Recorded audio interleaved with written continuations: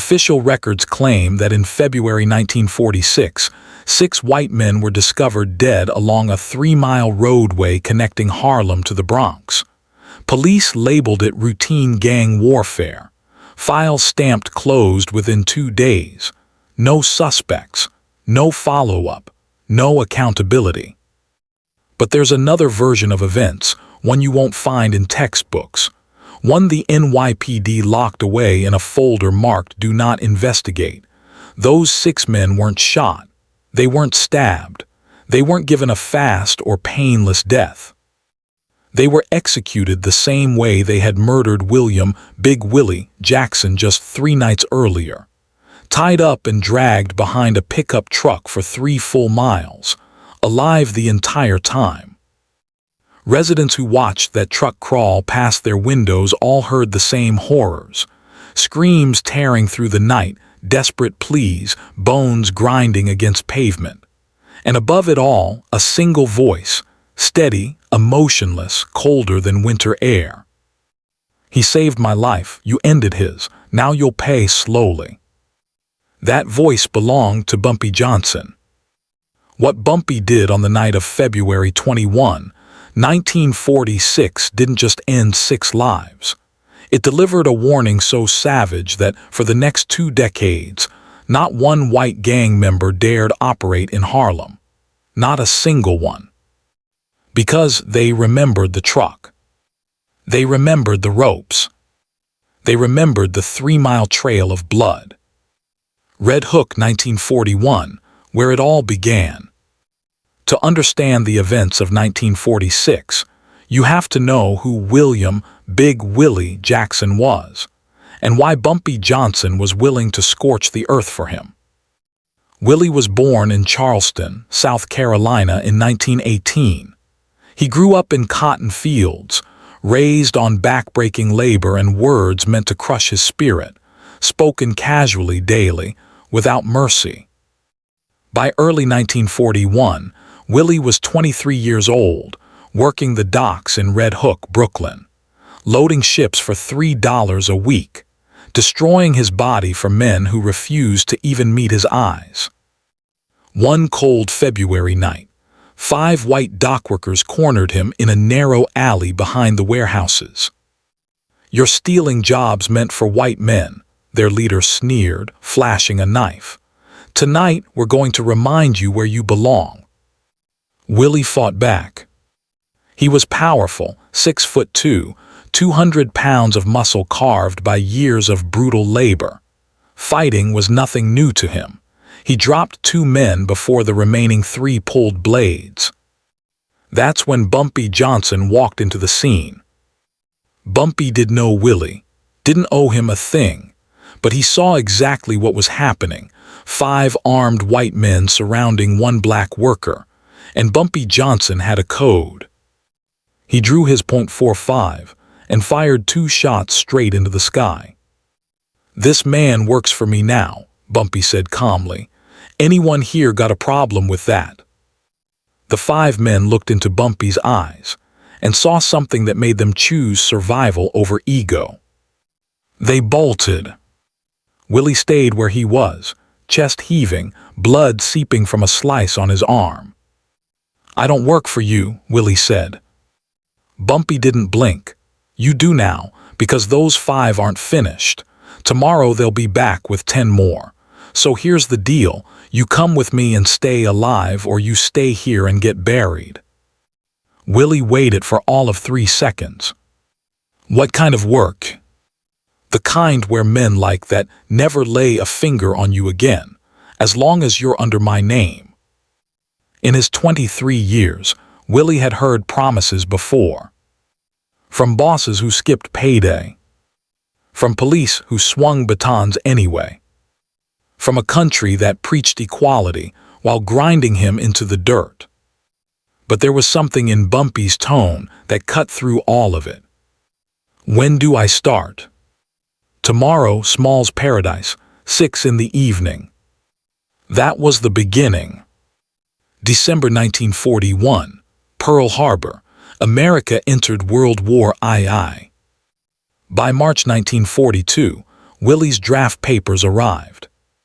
Bumpy could have made them disappear. He had the money. He had the pull. But Willie didn't want protection. "I want in," Willie said. "I want to fight. I want to prove I'm no less than any white man. I want to come home with medals on my chest so nobody can ever question my humanity again." Bumpy understood that fire.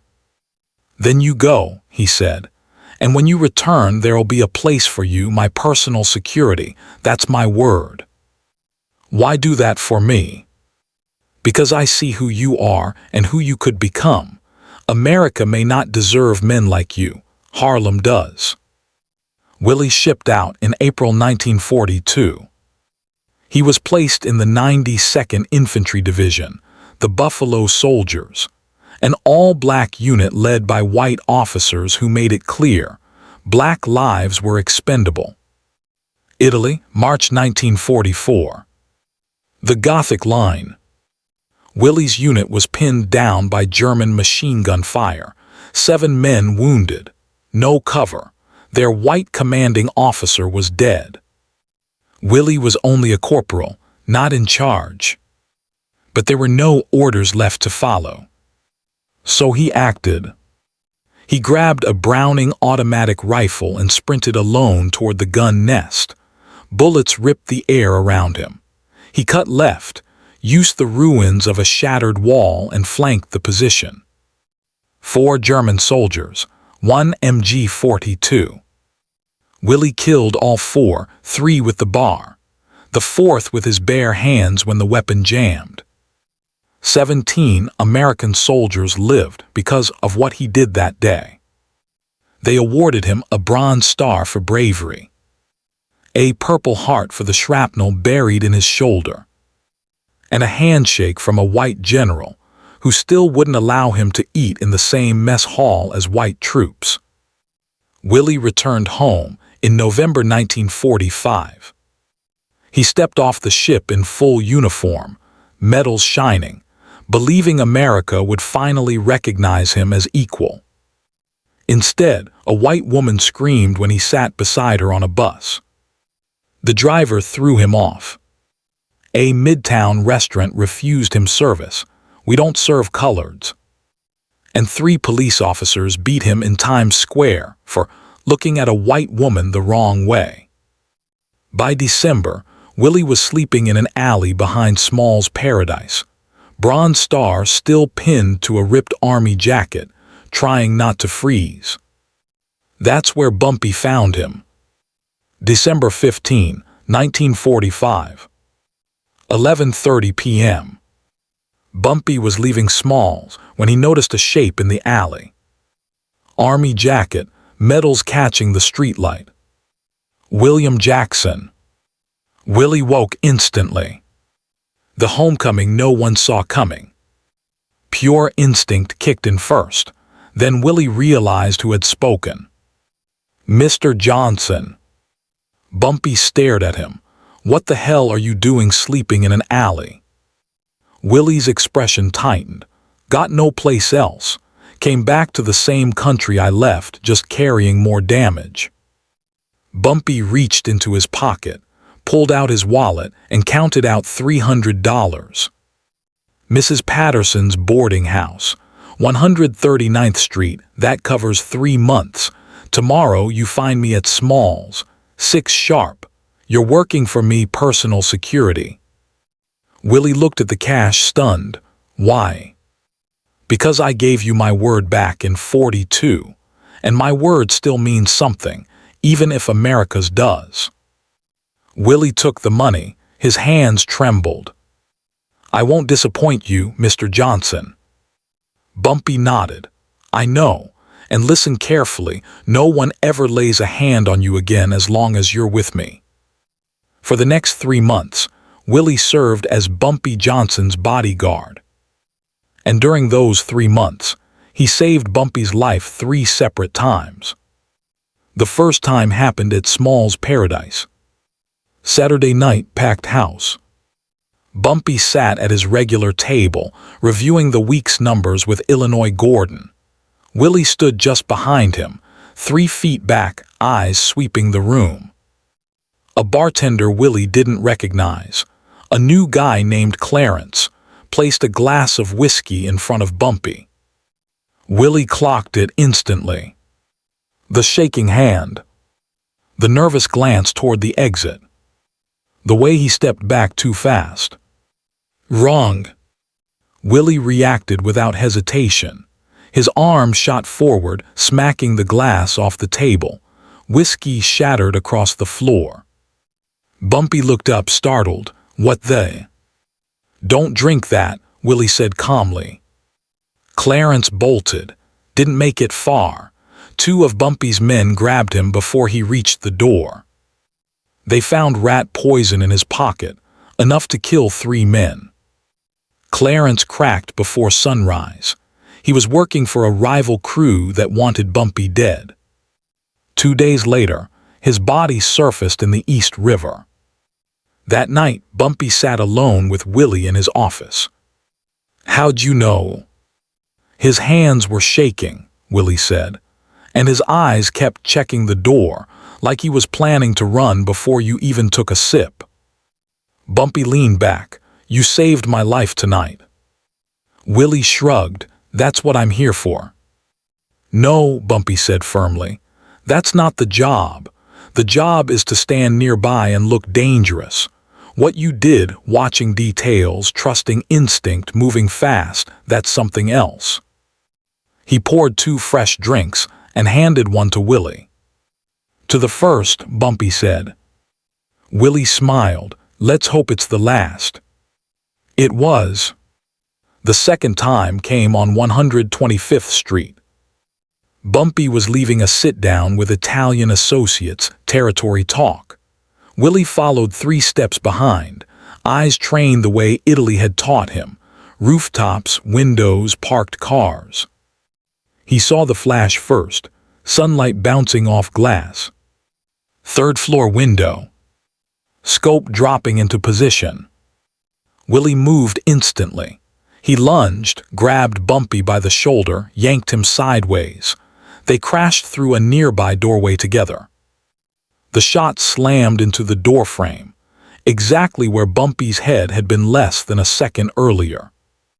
Willie hit the ground, already firing. 3 shots up at the window, cover fire.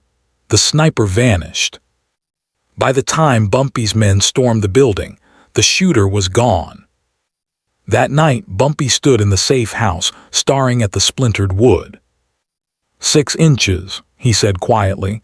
6 inches to the left and I'm dead. But you're not, Willie replied. Because of you, again. Willie checked the room, just doing my job. Bumpy studied him. You keep saying that, we both know it's more than that. Willie didn't answer. He checked the windows once more. Get some rest, boss. I'll take first watch. The 3rd time was the one that mattered most. Because it was the last. 11:45 p.m. Bumpy exited Small's Paradise through the rear door, heading toward his Cadillac in the alley. Willie followed 10 feet back, alert, scanning. He caught the movement in the shadows. 2 figures. Guns rising. No time to shout. No time to draw. Only time to move. Willie surged forward, grabbed Bumpy hard and dragged him down. The first shot tore into Willie's left shoulder, the same one that had taken shrapnel in Italy. He stayed upright. His right hand drew his .45, 3 shots fired, the attackers fled. Then the adrenaline drained, and his legs collapsed. Bumpy caught him before he hit the pavement. Willie, stay with me. Willie smiled, blood staining his teeth. 3 times, boss, that's 3. You're gonna be all right. They rushed him to Dr. Silverman's place on 145th Street. The doctor worked for 2 hours, cutting, stitching, pulling the bullet free. By 2:00 a.m. Willie was stable. Morphine eased the pain. Bumpy sat beside the bed, watching him breathe. 3 times in 3 months. 3 times Willie had said not today. The room was quiet, just slow breaths and distant Harlem traffic. 3 times, Bumpy said softly. Willie smiled without opening his eyes. You counting? Hard not to.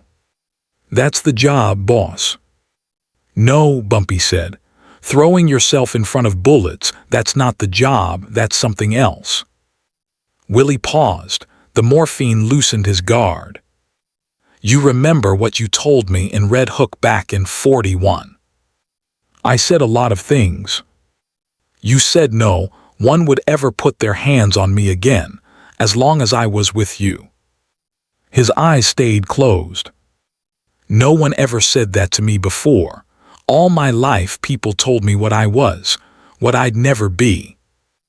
You saw a black dock worker getting jumped, and you didn't see garbage. You saw potential. You saw family. He breathed slowly. You proved me right.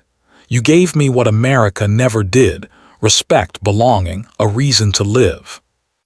So yeah, I'll take bullets for you, because you're the only man who ever made me feel like I mattered. Bumpy swallowed hard. You matter, Willie, to me, to Harlem. I know, boss. Pause. Get some sleep. We'll deal with who sent those men tomorrow. Willie nodded faintly. The morphine pulled him under. Boss. Yeah. Thank you for everything. Bumpy leaned closer.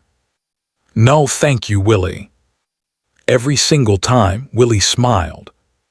Could be a fourth, he said quietly. I can feel it. Not if I've got anything to say about it, Bumpy replied. We'll see. Those were the last words they ever exchanged. The last conversation. Danny Morrison and his crew were deep into their drinks at Murphy's Tavern in Hell's Kitchen when Paulie McCarthy pushed through the door, breathless. Danny, you won't believe this. What? That black guy you shot tonight, Bumpy's bodyguard, I know where he is. Danny's eyes sharpened. Where? Dr. Silverman's place, 145th Street, no protection, just him and the doctor. 6 men sat at that table. All white. All Irish. All soaked in whiskey and hate. Danny didn't hesitate. Get the truck, get rope. At 3:45 a.m., they forced their way into Dr. Silverman's brownstone. Willie woke to the sound of boots pounding up the stairs. His hand went for his gun. It wasn't there. The door exploded inward. 6 men. Rope. Knives. Willie fought, but his shoulder was ruined. The morphine dulled his reflexes. 6 men against 1 wounded soldier was never a contest. Please, Willie said. I'm a veteran. I fought for this country, Italy, the Gothic line. I saved 17 men. Danny Morrison picked up the bronze star from the bedside table, turned it over in his fingers, then let it fall to the floor. He crushed it beneath his boot. You're not a veteran, Danny said. You're just a colored man pretending to be a soldier. These medals don't mean a damn thing. They dragged Willie down the stairs. Threw him into the back of the pickup. Wrapped rope tight around his chest. Willie understood immediately. He'd heard these stories growing up in the South. No, God, no, please. Danny turned the key, checked the mirror. Let's see how brave you are after 3 miles. The truck rolled forward slow, 4 miles an hour. 3 miles later, they cut the rope and dumped what was left of Willie's body on 96th Street. At 5:53 a.m., William Big Willie Jackson died in the back of an ambulance. His final words to the paramedic. Tell Bumpy I'm sorry, I failed him. He was wrong. Illinois Gordon burst into small paradise like a man on fire. Boss, it's Willie. Time froze. What about Willie? He's dead. They found him on 95th. They dragged him, boss, 3 miles. Illinois couldn't finish the sentence. Bumpy drove straight to Harlem Hospital, walked into the morgue. The attendant tried to stop him. Bumpy shoved past. He stood at the table, staring at the white sheet. Then he pulled it back. What he saw burned itself into his soul. Willie's body was ruined. Skin torn away. Muscle shredded. Bone exposed. His face barely recognizable. But inside his jacket pocket, bent and crushed, were his bronze star and purple heart. Bumpy stood there for 5 full minutes. Didn't move. Didn't speak.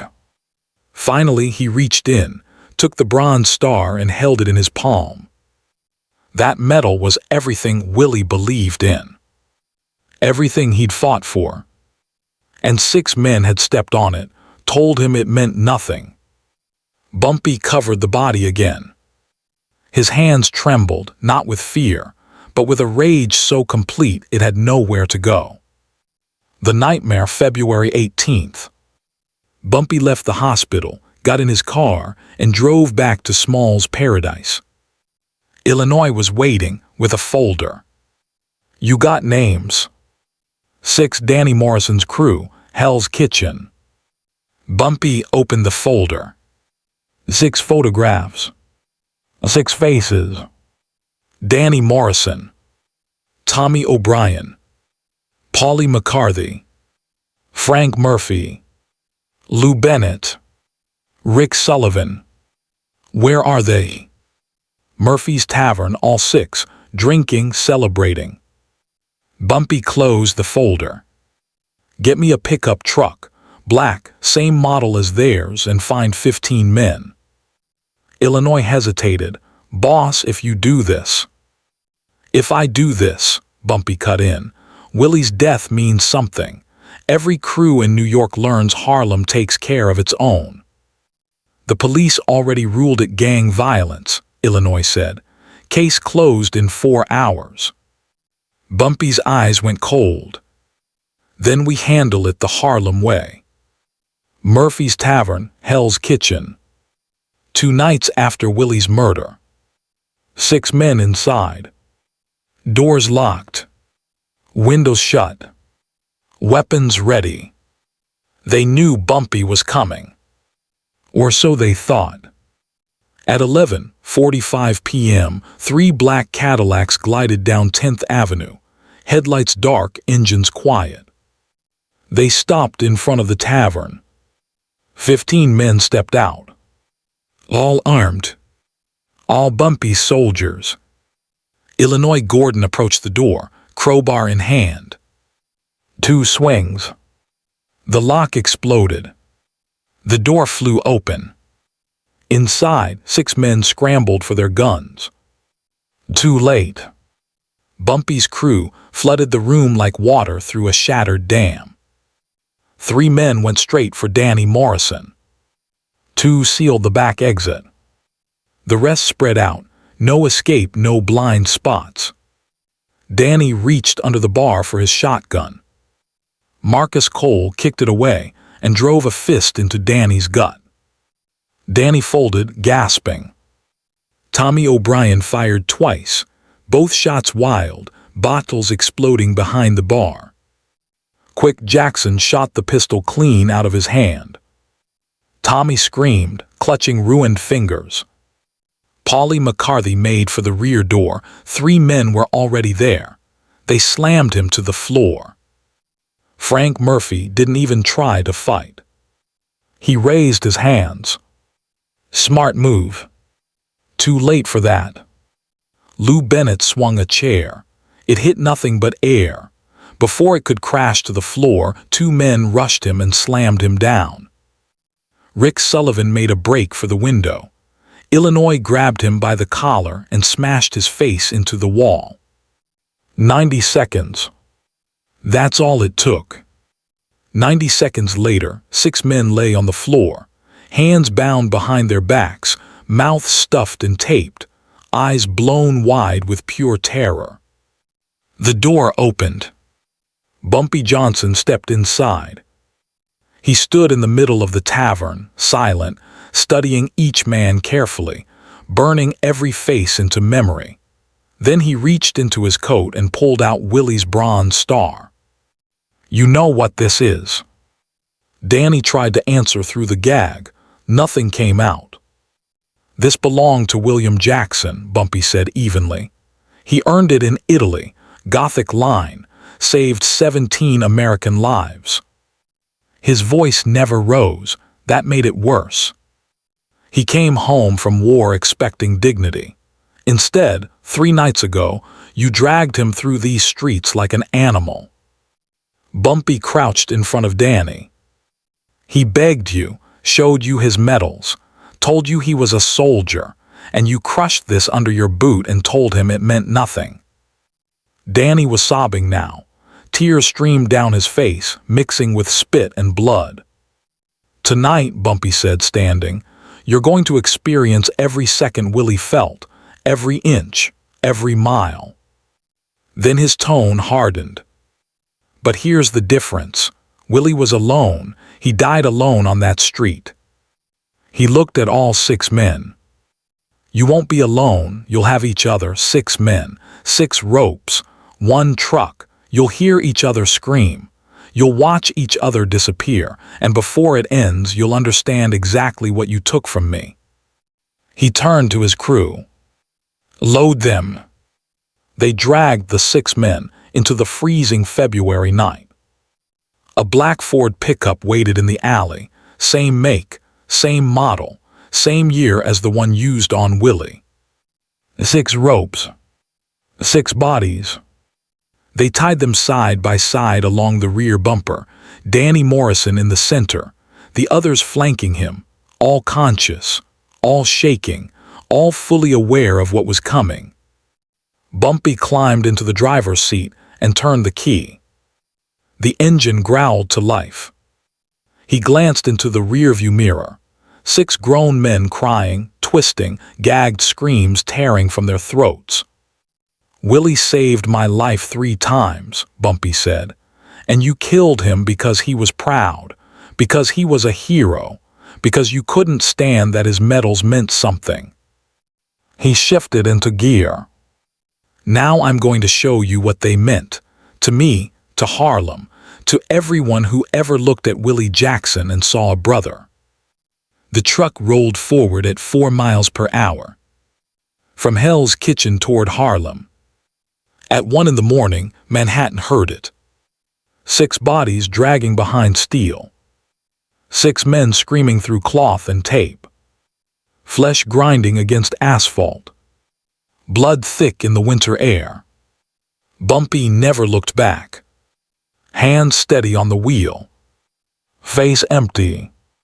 Behind him, Danny Morrison's back tore open against cobblestone, fabric shredded, skin peeled away. Tommy O'Brien tried to curl inward, tried to protect his face. The rope kept him flat. Paulie McCarthy's screams had stopped. His throat was destroyed, but he was still alive, still feeling everything. By 14th Street, people began appearing at windows. Word spread fast. Bumpy Johnson was dragging men through the city. Not one man. 6.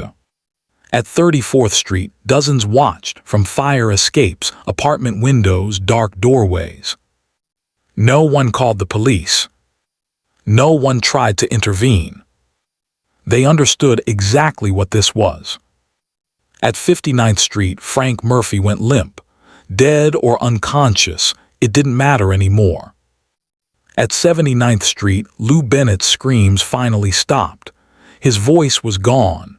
His eyes stayed open, staring at the stars as his body was destroyed. At 96th Street, the exact place where Willie had been abandoned, Bumpy stopped the truck. He stepped out slowly. 6 bodies lay behind him, 4 still breathing, 2 already finished. Danny Morrison was barely alive, shallow gasps, empty eyes.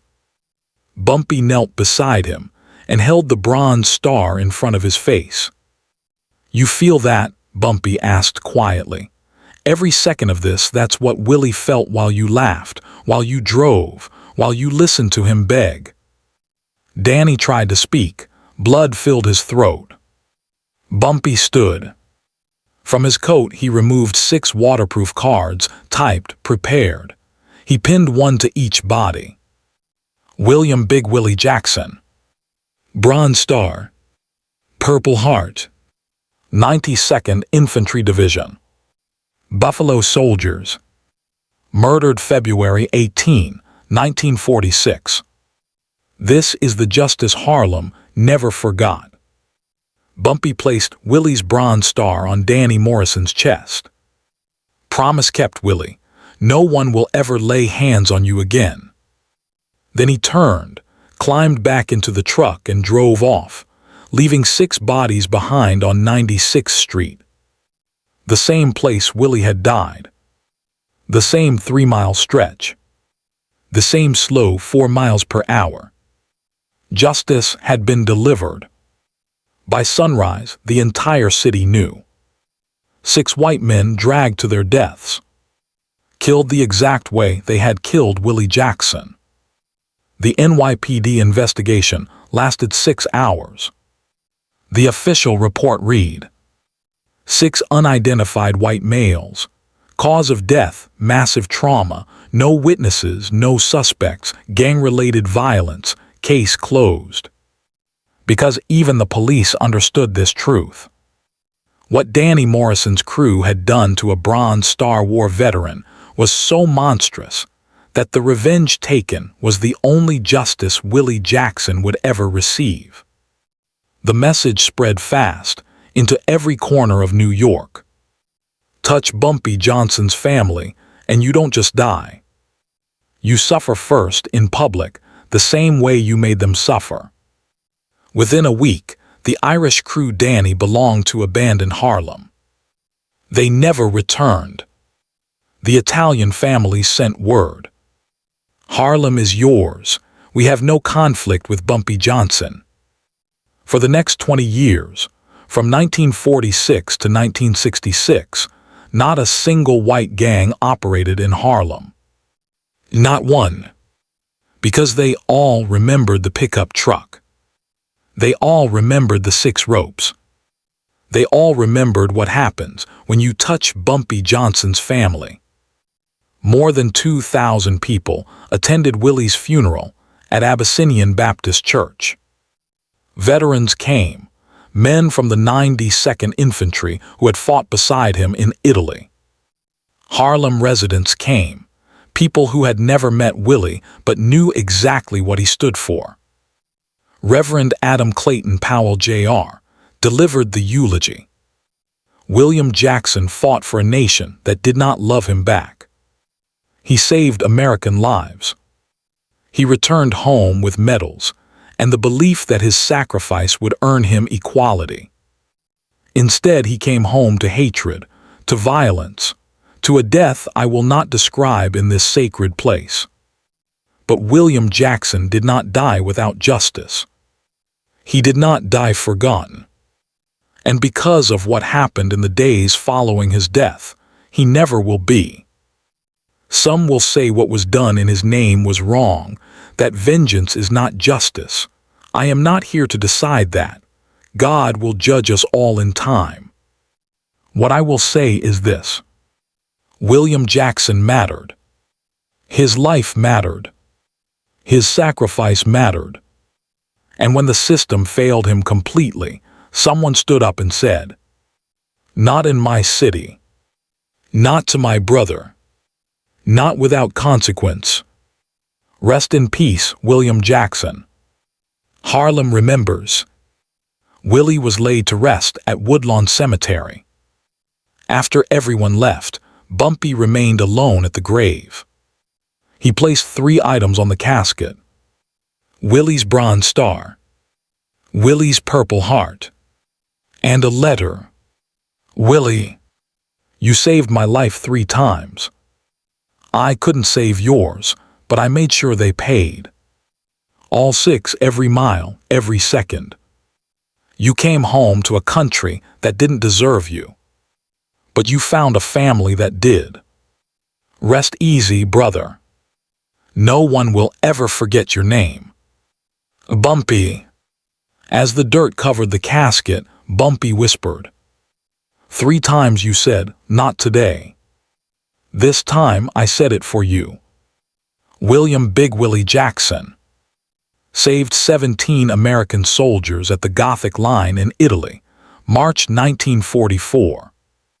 Saved Bumpy Johnson's life 3 times in Harlem, December 1945 to February 1946. And when 6 men murdered him for being proud, for being a hero, for refusing to believe his medals meant nothing, Bumpy Johnson made sure the entire city understood the price of that mistake. One night, 6 men, 3 miles, hundreds of witnesses, 0 arrests, justice delivered. If this story moved you, if you believe Willie Jackson deserved better than what America gave him, hit subscribe. We're telling the Bumpy Johnson story's history tried to bury. Drop a like if you believe Willie's sacrifice, in Italy and in Harlem, mattered. Comment below. Was this justice or revenge? When a war hero is murdered and the system does nothing, what's left? Next story. The night Bumpy Johnson walked unarmed into Lucky Luciano's headquarters and walked out with the deal of a lifetime. Remember the name. William Big Willie Jackson. Bronze Star, Purple Heart.